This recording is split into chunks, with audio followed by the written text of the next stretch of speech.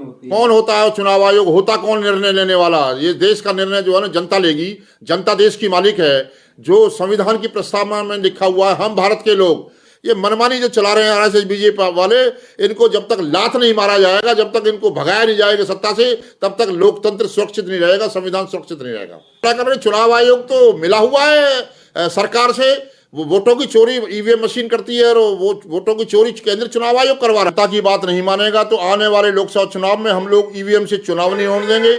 EVM machine को तोड़ेंगे, फोड़ेंगे, जो 15 लाख बूथ हैं सब पर तोड़ेंगे, और हम चाहे उसके लिए हमें अपनी जान क्यों न गंवानी पड़ जाए।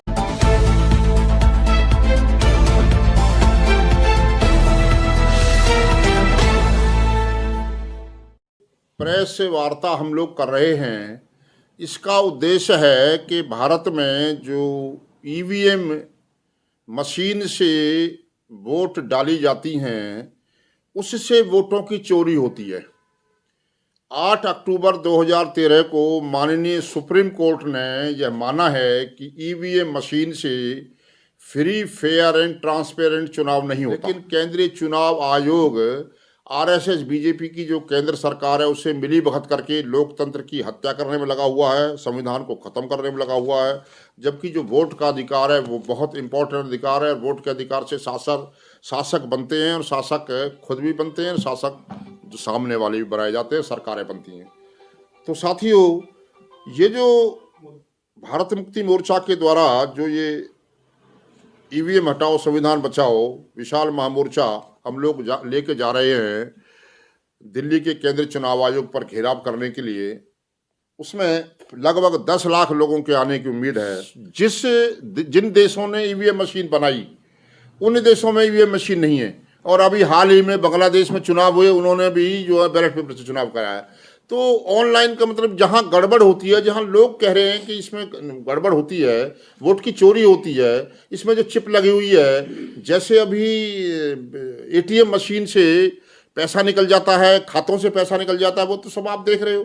तो ऐसी संभावना जहां गड़बड़ होने की है, जहां चोरी होने की है, तो ऐसी संभावना को हम लोग क्यों जो है ना क्यों ना उसको खत्म करें और लोगों के वोट के अधिकार को बचाएं। ईवीएम रोक दी जाएगी। बिल्कुल, जनता का शासन है, जनता की बात मानी जानी चाहिए। लाखों की संख्या में लोग जाएंगे।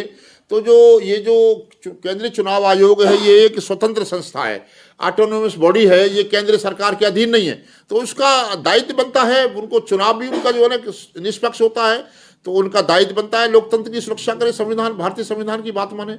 अगर वो ऐसा नहीं करते हैं तो लोकतंत्र को खत्म करने का काम करते हैं, और ऐसे जो संस्थाएं उनको कोई हक अधिकार नहीं है इस तरह के जो चुनाव आयुक्त और आयुक्त उस पर पद पर बने रहने का।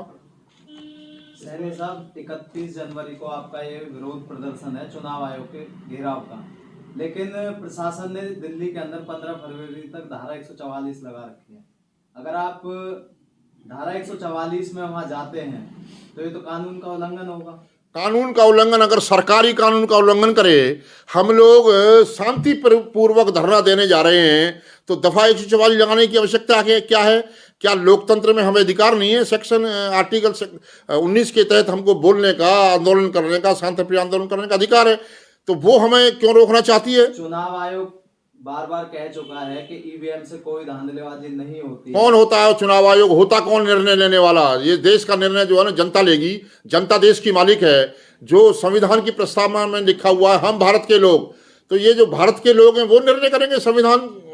केंद्रीय चुनाव आयोग कौन होता है? चुनाव आयोग ने बैलेट पेपर, जो वीवीपैट की पर्चियां, उनसे स्टार्टिंग में लोगों को दिखाते हैं कि आपकी वोट सही जा रही है, और चुनाव आयोग कहता है कि बहुत सारे देश के जो जनसंख्या है वो ईवीएम के समर्थन में है, लेकिन कुछ राजनीतिक पार्टियां अपने राजनीतिक एजेंडे के तहत बदनाम करने का प्रयास कर रहे हैं इस चीज को। हम लोग तो राजनीतिक नहीं है, हम तो सामाजिक संगठन है। जो भारत मुक्ति मोर्चा है वो कोई राजनीतिक दल नहीं है। तो हम लोग जो बहुजन समाज के लोग हैं, जो भारत के नागरिक हैं, उनकी वोट का अधिकार बचाने के लिए सामाजिक संगठन के माध्यम से ये जो आंदोलन कर रहे हैं, और इसको जो संगठन समर्थन दे रहे हैं वो ज़्यादातर सामाजिक हैं।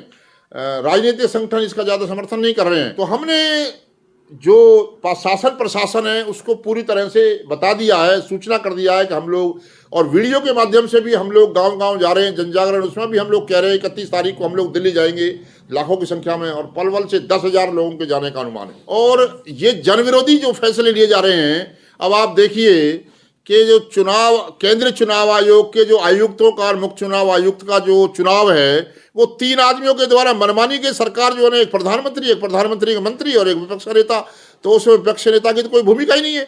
जब 2 आदमी एक तरफ होंगे तो तीसरे आदमी की क्या कीमत रह जाएगी। ये मनमानी जो चला रहे हैं आरएसएस बीजेपी वाले, इनको जब तक लात नहीं मारा जाएगा, जब तक इनको भगाया नहीं जाएगा सत्ता से, तब तक लोकतंत्र सुरक्षित नहीं रहेगा, संविधान सुरक्षित नहीं रहेगा। आप आज चुनाव आयोग पर भी सवालिया निशान खड़ा कर रहे हैं। बिल्कुल खड़ा कर रहे हैं। चुनाव आयोग तो मिला हुआ है सरकार से, वो वोटों की चोरी ईवीएम मशीन करती है, और वो वोटों की चोरी केंद्रीय चुनाव आयोग करवा रहा है। हम खुल्लम खुल्ला कह रहे हैं, चोरी करवाने में उसका हाथ है। अपनी पूरी निष्ठा से और होश हवास में ये चेतावनी देता हूं केंद्रीय चुनाव आयोग को कि या तो वो भारत की जो जनता है, भारत के जो लोग हैं, पीपल ऑफ इंडिया, उनकी बात को मान ले और 31 तारीख से पहले ही ये ईवीएम मशीन हटाने का ऐलान कर दे, वरना हम लोग ये चेतावनी देते हैं केंद्रीय चुनाव आयोग को कि अगर वो ये नहीं माना, जनता की बात नहीं मानेगा, तो आने वाले लोकसभा चुनाव में हम लोग ईवीएम से चुनाव नहीं होने देंगे। ईवीएम मशीन को तोड़ेंगे, फोड़ेंगे, जो 15 लाख बूथ हैं सब पर तोड़ेंगे, और हम चाहे उसके लिए हमें अपनी जान क्यों न गंवानी पड़ जाए, चाहे हमें जो है ना लाठी खानी पड़े, चाहे जेल जाना पड़े, हमें इस बात की परवाह नहीं है। जो हमारे माननीय वामन विश्राम साहब हैं, राष्ट्रीय अध्यक्ष, उन्होंने भी ऐलान कर दिया है केंद्रीय चुनाव आयोग इसमें शामिल है चोरी कराने में।